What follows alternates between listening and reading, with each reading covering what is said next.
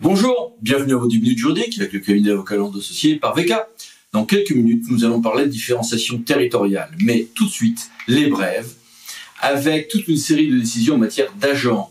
Avec la CA de Paris qui nous dit que si j'ai une sanction complémentaire, elle n'a pas forcément besoin de faire l'objet d'une motivation spécifique, distincte donc de la motivation d'ensemble de la sanction principale.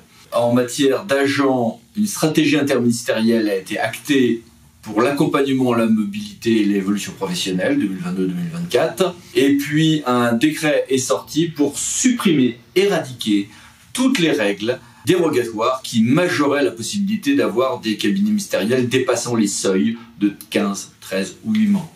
En matière de contrat, riche actualité jurisprudentielle, avec un arrêt du Conseil d'État dur sur le fait qu'il faut qu'il y ait une mise en concurrence dans un grand nombre de cas quand on veut substituer les membres d'un groupement, mais dur aussi sur les pouvoirs du juge du référé contractuel qui ne peut pas agir en ce domaine dans des cas aussi larges qu'on le supposait. Groupement toujours, mais cette fois-ci sur les représentations, sauf convention contraire, tous les membres d'un groupement solidaire sont réputés se représenter mutuellement.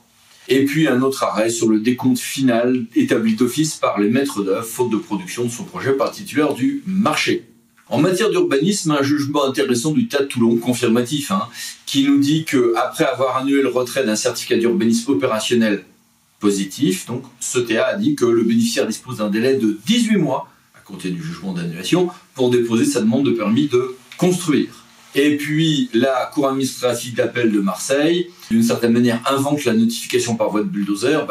Si j'ai une servitude d'utilité publique, dès que j'ai des travaux, même si j'ai pas eu de notification, les travaux valent au minimum information. Et de toute manière, une éventuelle illégalité dans les voies délai de recours ou absence de celle-ci n'entraîne pas l'illégalité ensuite de l'emprise elle-même. Bien sûr, ça pourra changer les délais de recours, mais pas sur des faits dominos d'illégalité.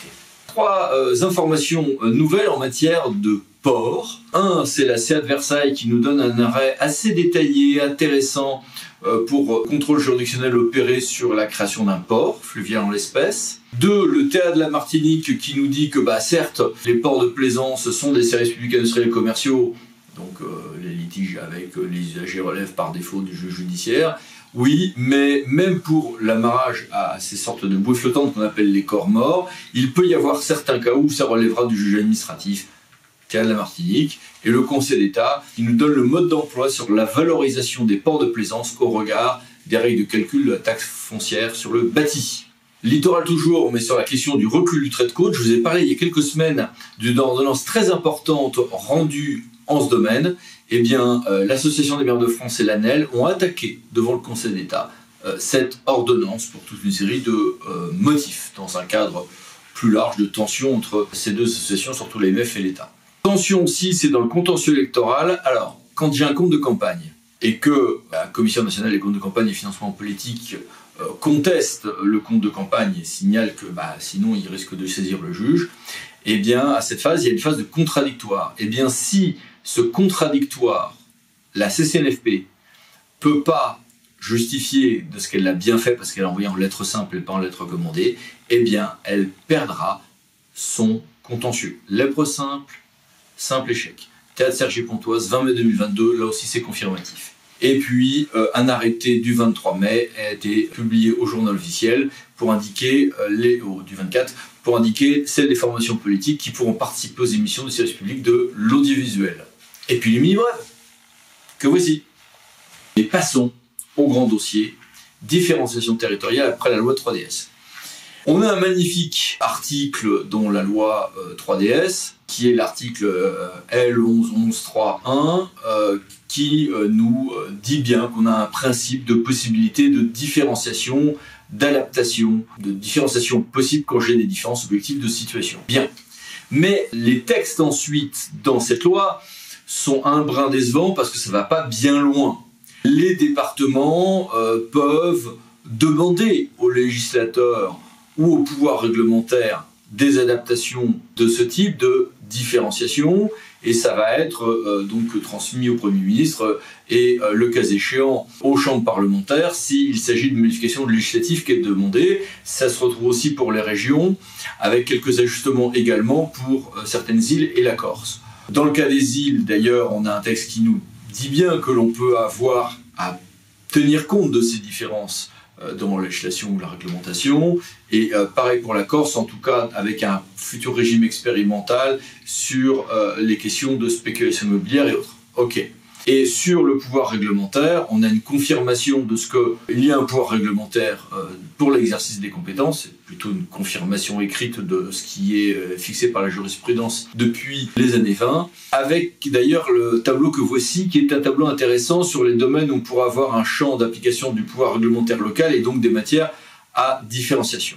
Sur tout ceci, j'ai voulu interroger une universitaire intéressante, Madame Patricia Demey-Simoni. Bonjour Madame la professeure. Bonjour. Et merci d'être avec nous. Premièrement, le régime actuel passe par des propositions. On a départements, régions et dans certains cas d'autres collectivités qui peuvent demander des modifications. Ça va passer ensuite au pouvoir réglementaire et parfois législatif.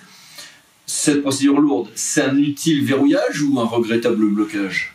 Alors, il faut rappeler que les dispositions de l'article 2 de la loi 3DS ont été insérées dans le texte de loi à l'initiative des sénateurs pour que l'article 1er de cette loi sur la différenciation ne reste pas lettre morte. Ceci dit, l'article 2 n'introduit aucun droit à un traitement différencié sur demande du ou des départements, de la ou des régions, ou même des autres collectivités concernées, la Corse, les départements régions d'outre-mer, les collectivités uniques d'outre-mer.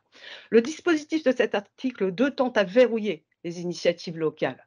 Le verrouillage est utile, ça c'est incontestable, en ce sens où l'encadrement de la procédure assure le respect du principe constitutionnel d'égalité. Les différentes transmissions qui sont envisagées assurent la diffusion des demandes en même temps qu'un contrôle des demandes. Telle qu'inscrite dans la loi, la procédure ne détermine pas toutefois de délai de réponse, ce qui peut induire des blocages des demandes qui sont restées sans réponse. On peut dire ici que la rédaction de l'article 2 est en retrait au regard des attentes des sénateurs qui auraient souhaité que l'État soit contraint de prendre position dans un délai de 6 mois.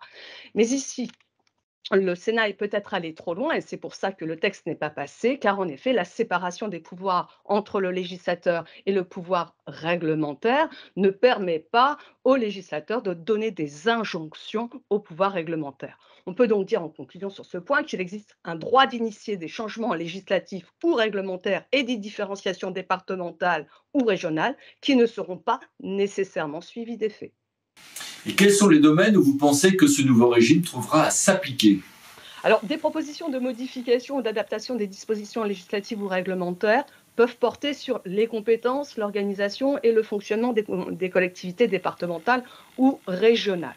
On peut penser par exemple à la mise en place d'une instance solidaire associant la société civile, les forces économiques, sociales, écologiques au niveau départemental.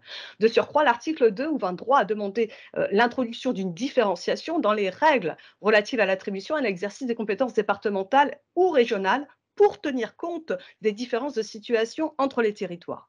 On peut imaginer qu'en fonction des caractéristiques des territoires, de la densité démographique par exemple d'un territoire, il serait possible de confier à un même niveau territorial la gestion des lycées et des collèges. Cette concentration de la gestion du secondaire par un même niveau territorial répond à une logique de mutualisation, notamment de la maintenance informatique et de contraction des coûts financiers, alors que depuis les premières lois de décentralisation des années 80, l'enseignement secondaire est partagé entre les régions pour les lycées et les départements pour les collèges.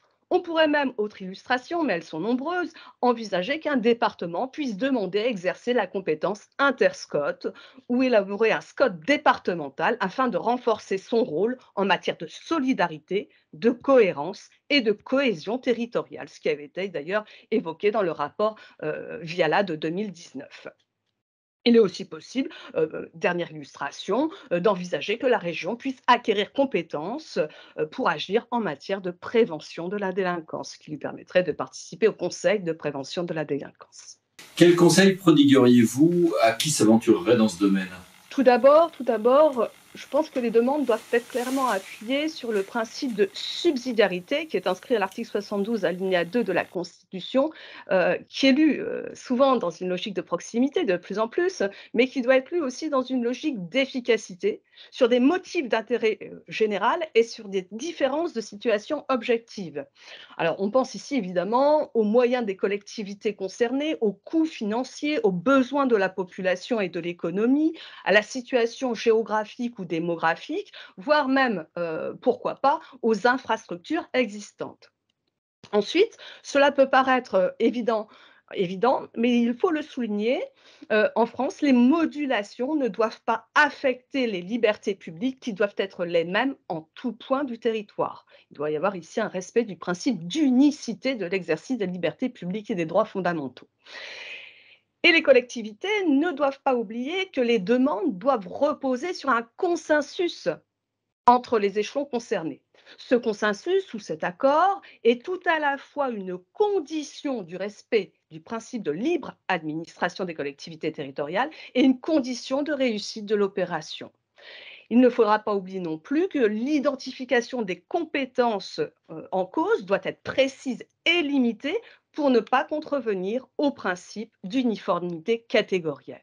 Et enfin, une évaluation fine et précise des charges induites par la demande en matière administrative, technique et financière est un préalable absolument nécessaire pour savoir comment on peut procéder pour la modulation de compétences. Et en droit, la norme reste-t-elle la même pour tous?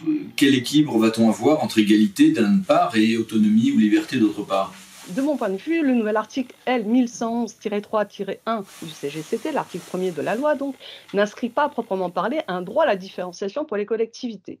Ceci étant, l'article 6 de la Déclaration des droits de l'homme et du citoyen de 1789, qui proclame que la loi doit être la même pour tous, s'entend toutes choses égales par ailleurs. L'uniformité catégorielle s'accommode de la reconnaissance de la prise en compte des différences de situation. Elle est assouplie face aux caractéristiques, aux contraintes particulières.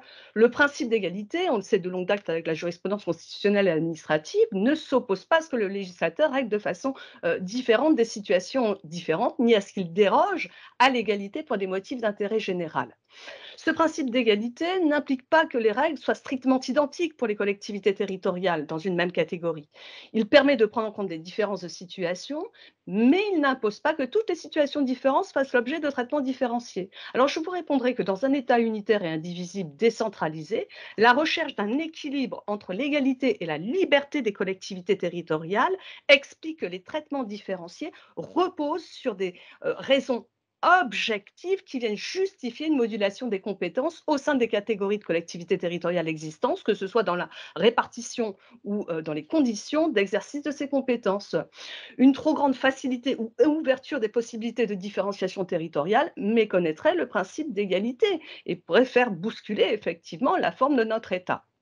Et on peut dire que la réalisation de l'objectif de subsidiarité qui est inscrit à l'article 72 alinéa 2 de la Constitution ne peut pas faire taire les risques qui sont inhérents à une libéralisation trop accentuée des différenciations. Les initiatives et les libertés locales ne doivent pas déboucher sur des modulations de compétences contingentes ou politiques qui méconnaîtraient la libre administration des collectivités territoriales et le principe de non-tutelle. La fixation de critères objectifs et dans un État unitaire, le moyen le plus adapté pour respecter les principes propres aux collectivités territoriales inscrits dans la Constitution.